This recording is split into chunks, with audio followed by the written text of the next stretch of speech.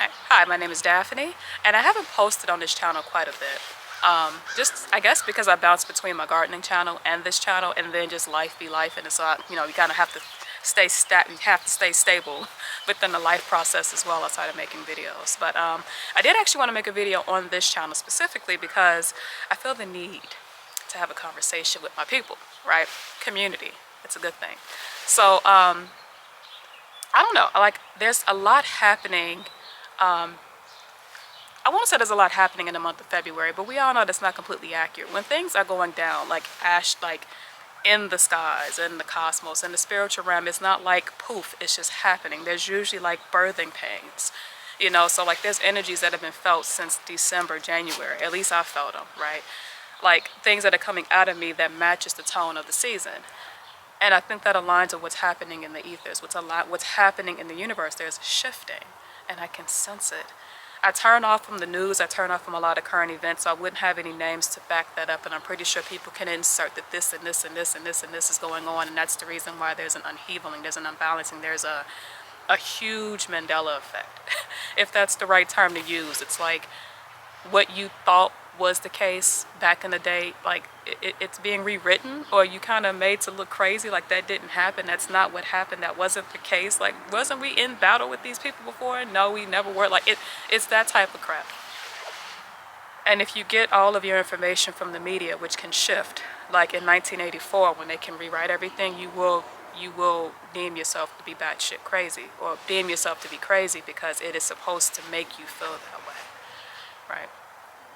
And for the month of February, to get back to the original point, the new moon lands on Ramadan. And I haven't done Ramadan in a few years, but there's a need to do it this year. There's a need to fast. There's a need to be back into prayer and listening, which is meditation. There's a need to kind of figure out some things, or to be able to accept some things. And it may not all be negative. It's just I need to be realigned with what the truth is for me, in my situation, and what's going on with me, and not what the world is trying to program me to think, because we're being programmed on a massive way, and it is everywhere, and there's a need to disconnect from that, to be willfully ignorant, but not so ignorant to the fact that I can't help myself in the event that something comes that will hurt my family. And we got a massive blow from an internal source, and that sparked the need for me to get somewhere quiet, to clear my body out, and to try to figure out what is happening, what's going on. Or to accept the things that are, and to be instructed on what to do next, to realign myself. So it's convenient for me to have a new start on the day of the new moon, which is coming up in 2 days, or a day, because when I post this, it'll be a day. It's happening on Wednesday. And Ramadan's also happening, well, tomorrow. And Ramadan's also happening as well on Tuesday. And I feel like those things are perfect. It's perfect timing for the fact that my body was calling upon me to do this. There's sicknesses, there's something off, like there's a need to purge. And then on top of Ramadan and the new moon, because anything that you're willing to start, you should start on the new moon anyway. The full moon is manifestation. So, and manifest what it is. You will be able to see the manifestations of your work. So start new things on the new moon, right? And then you have time to actually to work on those things, and then the full moon will manifest what it is you're doing. So it's a good thing to start new things on the new moon. And Ramadan, to me, landing on that is actually a good sign in the month that we should be reflecting anyway, because we're still in winter. And then on top of that, there is a planetary alignment happening this weekend, and that energy has been felt since December, if not earlier than that. There are portals opening. And people are playing up on those portals. You have to be very careful, because they are aware of that information. You are not paying attention. And even if you're not aware of the terminology, even if you don't know what planets are aligning, even if you don't know what those mean, because I don't study that to the fullest degree, there are people out there that do. And if your spirit is calling upon you to know that information, then watch the videos that are being put in your output, like the ones that you're gravitating towards. Maybe you're meant to get an education on some things, but there is a six planet planetary alignment happening. That's a portal opening. Quite a few portals opening, actually, and they've been kind of opening for a while, burping out crap. And what happens above happens below as well, happens inside. So there have been quite a few portals opening up amongst other people, which is why you're seeing a lot of pure and utter craziness. and things that are manifesting, they're coming out of people that they may be trying to hide. They're not going to be able to do that, not in this season. So be mindful of where you give your energies, and there are people that would feed on that. So if they're telling you, if they're feeding you things that are opening up fear, if they're giving you things that's opening up worry and doubt, and this plane is for that, we're rising. There's a higher frequency of energy that's happening in this time and place, but there's also a spiraling of negative energy too, to keep that polarity happening. Don't find yourself on a negative spiral no matter what's happening. You have to seek light. And that's a real freaking generic statement, but it is a truth. You have to seek the light because it is the only way to heal your body. It's the only way to maintain your family, to hear what's happening, and to not necessarily be caught up in what the world is trying to get you to be caught up in. If you give them negative energy, if you give them fear, if you give them worry, if you give them anxiety, and those portals are opening inside of you and outside of you, that is the energy you will flow through. That is what will come through your portals. Like I was watching the series Insidious. For some reason, attracted to those freaking movies. Never watched them before, but there's something to be said for those movies too, because they tell you the red door in that movie, it represents the subconscious mind. It represents your heart.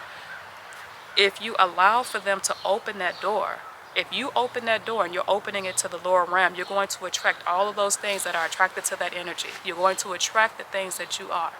And the portals are opening to open up the deepest doors in you. Do not let them put you in the darkened place. Do not let them send you to a realm that is solely about feeding. You will find your health destroyed. You will find it destroyed.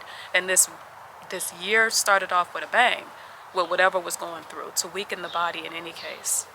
And the winter already weakens the body.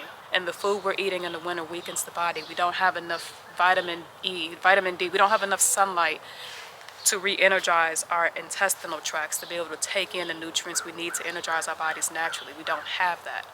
So you need to modify your diets anyway and eat less and conserve your energies. And you have to try to do that.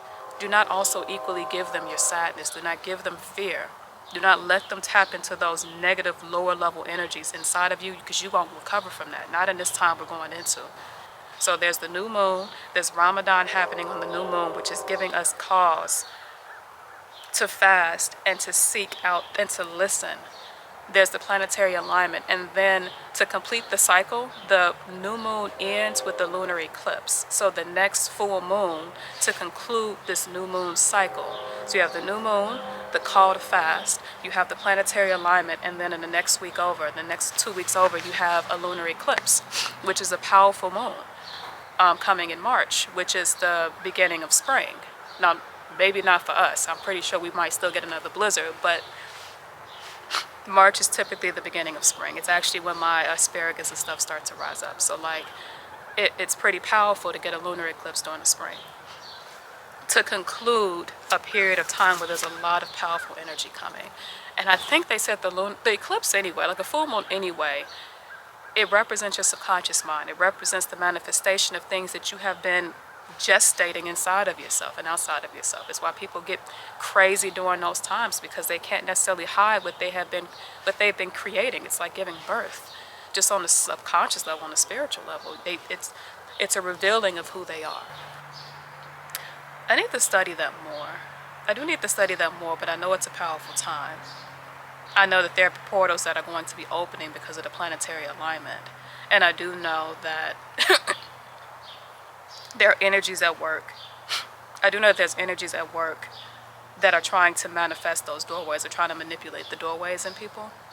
I really think that we should watch that Insidious movies. If you have not watched those, you need to watch them, because the doorways can be opened. They can be manipulated into being opening. The very depths of you can be opened through remnants of childhood items. And we've already been conditioned to, all millennials and a generation prior knows the Toys R Us song. We all know, we recognize certain Happy Meal toys, and the things that unify us as a generation are also things that can be used against us, because they've given us characteristics of our childhoods, and that is the closest thing you're going to get to your subconscious mind, is your childhood mind, is your child mind. So they've already implanted in us the keys that they can use to tap into that mind, because it's chaos energy, it's a childlike energy. They also give you fear and insecurity and worries and the fear of your home being taken away, and that's primal. You know, that goes beyond the child mind. It goes beyond the subconscious mind. That's basically that's what they call the collective consciousness. We all have a fear of losing home, of losing loved ones. And so if they give you fear, and they've also given you that, they've also implanted in us the keys to gain access to our red doors, to gain access to our minds, we can be manipulated into having things implanted inside of us, or we can be manipulated into attracting things to our lower energy selves. So we have to take back the keys. We have to go back and talk to our child minds and get some of that stuff out of us to deprogram ourselves, and that can be very difficult. And I don't have a clue as to how to go about doing that, which is why I refocus myself towards the light, because the light burns. The light will burn away things that are not meant for me, that are fake, that are false. So I may know the Toys R Us song, and I may get nostalgic about a Backstreet Boys song. I might get nostalgic about certain Happy Meal toys that I had as a child, or certain toys I played with, but you're not going to use them as keys to tap into something else inside of me. That child has been guarded, she's been protected, and she may have a proclivity towards some of that stuff. She may yearn towards some of that stuff, but it won't manipulate her in a certain type of way where you can use that to negate my energies. There's a guard in front of her. And if I redirect my fears and my worries and my doubts towards something that actually loves me and cares for me and wants the best for me, then I navigate towards beauty. And shit happens, crap happens. I'm not going to sit here and proclaim that there's loving, like everything will be fine once you navigate towards peace. The life was still life. You would still have stuff going on, but you would better be able to deal with it, understanding that it wasn't personal. It's just the realm we're in right now. There's higher level energy and lower level energy, and that stuff happens. It is easier, and it's easier to understand and be able to deal with it without it causing psychological or physical harm if you align towards the light, because you gain a better understanding instead of the lower frequency energies of blame and hurt and guilt and shame, because they will spiral you down to a world you don't want to be in. And I've seen that world. I think Panic, may he rest in power, may he live in power, right? Because we're the ones that are asleep. Panic had a whole video about death.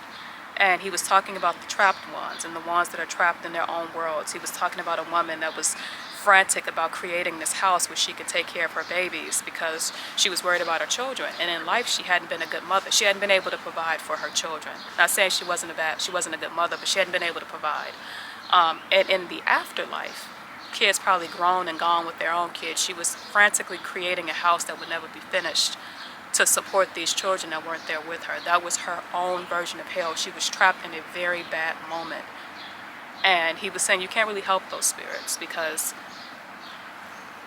they're lost. And until they look up and realize that that's not who they were never mothers, they were never parents, that was just a chapter in a book that has now been closed, and they are more than that, you can't help them. There's nothing you're really going to be able to do. And if you try to do that, you'll lose yourself. Other generations have talked about, they've talked about like your heart being weighed on the scale of a feather, and if your heart is burdened with a lot of crap from this life, you'll be eaten up by the crocodile. And his belly is the darkness zone. It's the darkness that they dwell in. It's a habitation of souls that are heavily burdened and need to be cleansed. And you will be sitting in there for a long time until you cleanse yourself of whatever it is you're trying to do, whatever it is you think you need to do. You'll sit in his belly and you will rot in there in your own hell until you figure it out. Hell is actually a cheapened version of that initial story. That you go there, you go to a place with fire, brimstone, and all of that crap, but that really isn't truly hell. Hell is truly reliving your worst moments over and over again. That's the belly of the beast, and the Bible talks about the belly of the beast. Or at the very least, pastors talk about the belly of the beast. That's where they get that from. So they call hell the belly of the beast, but they're actually referring to an actual belly of the beast that's set at the scales, waiting to consume your heart, waiting to consume your soul. If your heart was heavily burdened with stuff from this lifetime. And we all have issues and pains and stuff, but like to live in low frequency energy, to carry an obsessive amount of guilt because you're living in a realm where all you see is darkness, so all you have to give is darkness. You don't want to live in that realm. a lot of different societies have talked about darkness. The Avatar, The Legends of Korra, I think third season actually talked about how I think Korra was lost. One of the kids was lost, Jinora was lost, and they had to find her in the fog in the afterlife. And that fog was a dark place. It was people reliving really bad moments in their lives, you know? And it's the same theory, really. Panic was talking about it. They talk about it in the Avatar movie. Insidious talks about it. They call it the Further.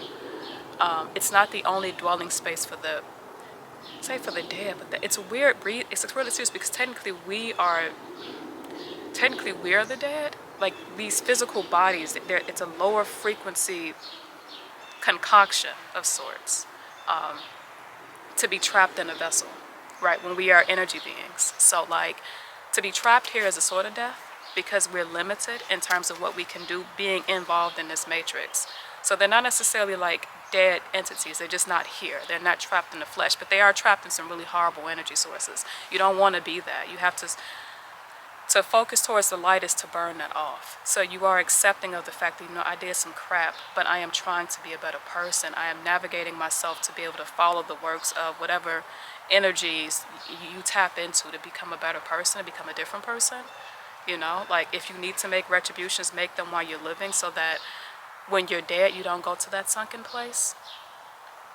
And don't let the world put you in a place where you're being fed by negative low frequency energy, because that's what's happening.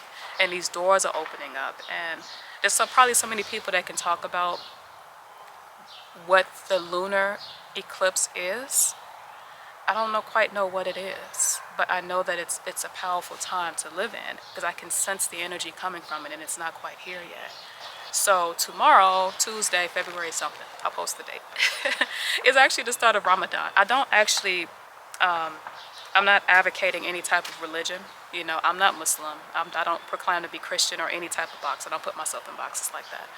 But I do see the significance of fasting and meditating and prayer when necessary, and this is definitely a necessary period. I don't ignore things that seem obvious. I don't ignore things like Ramadan and a new moon happening on the same day on top of a planetary alignment the same week and then a lunar eclipse the week after. I don't ignore things like that. So I post a video to say don't you ignore them either. I will be starting my fast tomorrow. While the lights of the sky, while the lights are still in the sky, which is going to be a long day for not eating, but it's necessary to weaken the body a little bit to heal it because fasting can heal, to get some of the toxins out. And then in the meantime, to being prayer and fasting while still maintaining my daily schedule. I have a kid. I have to kind of do kid-like stuff with him, have to keep up with his schedule. It'll be a hard day. But it is necessary. And I do want to make a video every day of just stuff that I've learned and stuff that I've heard in the process of going through this. And it also gives me strength to know that maybe someone else out there is doing it too, and we can energize and strengthen each other in the midst, because it is difficult. I've done Ramadan only once and it was difficult, and a lot of stuff came up that was cleansing during the time where it was needed, and this is a time that's needed. If anyone knows the significance, please post it in the comments to edify and educate the masses, including myself, being one of the masses who does not know the full significance of the lunar moon, the lunar eclipse, or the planetary alignments. There are people that actually study that stuff, and that is where you are gravitated towards. That's where your knowledge lies. I would be really interested to know the full significance outside of what has just been prompted for me to do, which is to fast and get into fasting and prayer during this time. But I'll try to post a video every single day during the days that I am fasting, just to check up on you guys. And if there's anything that needs to be said or anything that I'm tapping into, I think it's relevant to like talk to other people and see what you guys have tapped into. I also have like more of a need to be around, like I'm a Tao maker, and so to have my Taos around me, my children around me, to give me strength and protection as well. Anything that has been called, any skills that you have, if you sew, you should probably sew during this time. If you draw, you should draw during this time. If you are being called to put your hands in the soil, do that. Take walks, go swimming. Anything that is naturally a skill for you to do, do that, because that is a way towards the higher level doors. It gravitates you towards the light. So do stuff that gravitates you towards the light, no matter what your situation is. Sometimes it can be difficult to maintain positivity when things around you seem to be kind of going a certain type of way. And I was thinking that because I was going through a trial this week. It was a hard one, and I was perusing my Bible and the Quran simultaneously, and ran across a scripture, probably in Proverbs or Psalms, one of the two. It was talking about how sometimes trials come as tests, and I've never liked that. I've never liked the story of Job. I'm like, what type of deceitful, malicious entity that is claiming to be a parent would actually test the child for their loyalty? You should already know you have it because that is your child. And if you've been in a part of their life, you wouldn't have to test their loyalty. You would know you have it. I just feel it's sadistic. But I hate the story. But I was recognizing that that's technically what was happening. You can make plans. And if I take away what your plans are, if I take away what it is you think you are expecting to get, will you still gravitate towards me? And I used to think it was really narcissistic. Having narcissistic parents, that is what I know. But it had nothing to do with the divine, it had nothing to do with that entity itself. I think more specifically, it is stating that when things don't go the way you think they should go, will you still walk towards the light? Will you still seek the light? Or will you seek the dark? And anything outside of the light is the dark. I have an analogy in my head of a light in front of me, and then there is a dark in back of me. Like Lot's wife, when she was looking at Sodom and Gomorrah burn. And she looked back and turned into a pillar of salt because she could no longer move. She was stuck in all of her wantings and needings, and she was stuck in the past. And she damned herself and her family, to be honest with you. I don't think her family would have ended up in that cave had they have had her presence there. The stuff that happened in the cave would not have happened had she not have been there. So she damned herself and those around her, seeking the dark. You can also equally be seeking the dark just by looking to your left and your right. If you're looking at the people around you and you're focusing all of your energy and your attention on them, that burns. So you're heavily harming the other person just by focusing so much energy on them, especially if it's negative, whether they deserve it or not.